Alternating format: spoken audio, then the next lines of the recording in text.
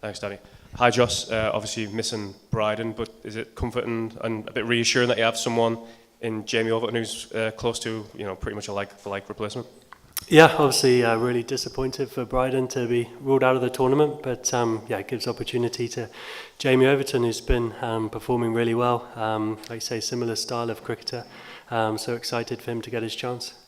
Australia, South Africa, we've just seen has been rained off. Obviously puts fate back in your hands rather than potentially having to worry about net run rate. Is that a bit of a boost for your team? Yeah, I think the equation would be the same, no matter what, that we need to win 2 games of cricket. First of all, we focus fully on tomorrow. Going to be a tough test against Afghanistan, but we're really excited for that challenge. Everyone's very much looking forward to the game, try and build on the positives of the last performance, and try and take home the victory. Obviously, the last time you guys met was the 2023 World Cup. Just what did you learn from that fixture?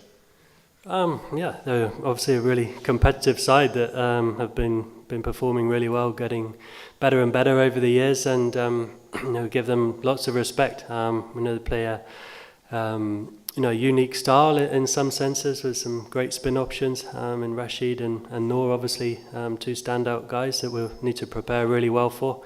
But as much as we look at the opposition, it's focusing on ourselves, bringing the best version of our cricket, and being confident that will be enough to win the game. Obviously, the backdrop to this fixture has been sort of dominated by a bit of political discourse in the background. I was just wondering what sort of the deciding factor was for you to say I'm comfortable for this to go ahead. I know you said you've chatted with Mohammed Nabi and what was sort of discussed there with you two. Yeah, I think I've taken a lot of advice from lots of experts. I think credit to Rob Key and the ECB, been very, very good at supporting me and all the players and giving us information and education around this and making it an ECB decision. I think as we're very saddened at the plight of women and girls in Afghanistan at the moment and the struggles that they are facing. But we hope that the game tomorrow can be a source of hope and enjoyment in what's obviously a tough time at the moment. So I think we're really excited about the match. Sport has a great power to unite people and give hope, and that's what we hope this game will do. Hi, Joss. There's been some talk that with India knowing knowing where all their games will be in Dubai, that gives them a big advantage. Is that something you've got a view on?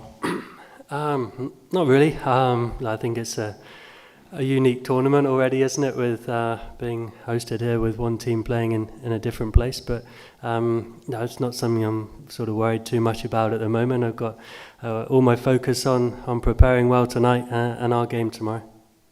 In terms of, I guess, the balance of your squad, does that make it harder knowing you might have to play in 2 different countries compared to only one? No, not necessarily. I don't think the conditions are going to be too outrageously different, to be honest. So, look, as I said, we've really focused one game at a time. We focused hard on the Australia game. We didn't get the result that we wanted. So we dust ourselves down and prepare really well for tomorrow and get the level of performance that'll give us a positive result.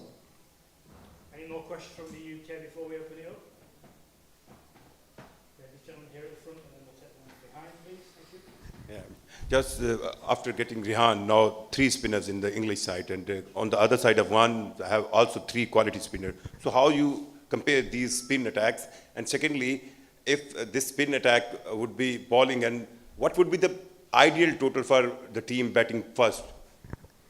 Yeah, I think it's about every game of cricket is turning up and assessing the conditions and playing accordingly. So I think sitting here tonight and giving you a guess at a total is quite hard. But we know that Afghanistan possess some fantastic spinners and they're the cornerstone of their side. For us, we've got a nice mix of spin and obviously some fantastic pace bowling options as well. So we're very comfortable with the balance of our team. Harry Brook is a great performer, but he's not been doing well recently. Are you concerned about his form, and what did you expect from him in the next match?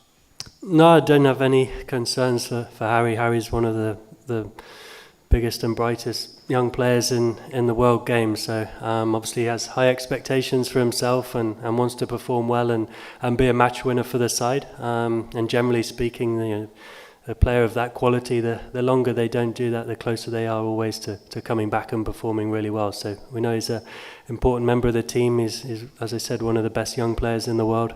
So we got full trust and confidence in him.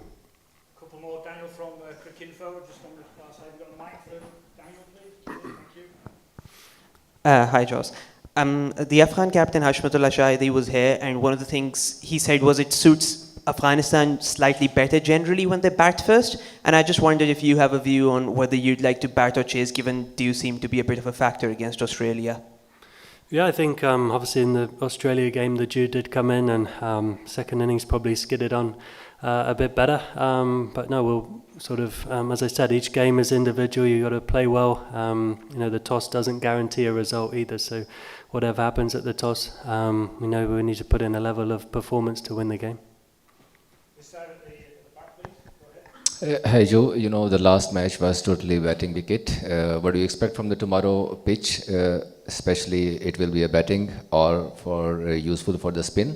And what do you think? What about your pace attack, especially the way they bowled against Australia? It wasn't up to the mark.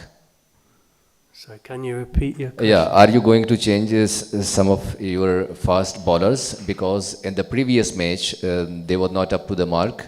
Australia chased 351, that was a huge target. But despite of heavy target, they chased it out. And what about your group position? Because the today match was abandoned, and now every match is doing the situation for every team.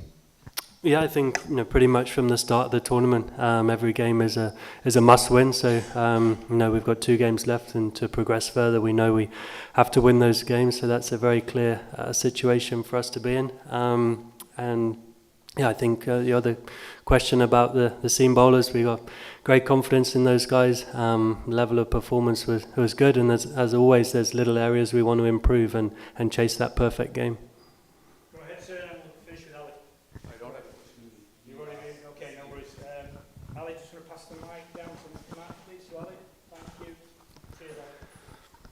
Joss, you said after the T20 World Cup last year, you were sort of slightly concerned about your own job. You got renewed by Rob Key to carry on in the role. Do you feel like the stakes are quite personally high on this match? Like it's, obviously you're right over the gate. The team's right on the precipice here.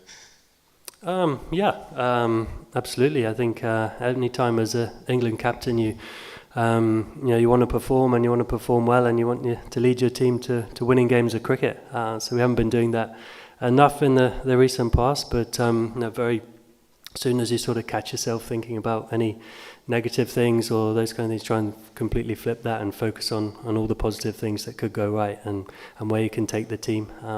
Very much focus on that. Cool. And just to follow up on that question earlier about the quicks and kind of what you're expecting from them this game, given the Australia game.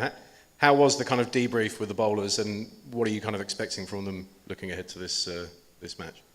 Yeah, the debrief was pretty easy, to be honest. And I thought, as we all felt, that we did good things in phases, and probably just weren't quite consistent enough in a couple of areas. And also, sometimes you've got to give credit to someone who plays an outstanding innings. So, we've sort of parked that now. We look forward to the game tomorrow. The guys have all prepared really well. We turn up with a lot of positivity and trying to impart our style of play on the game tomorrow.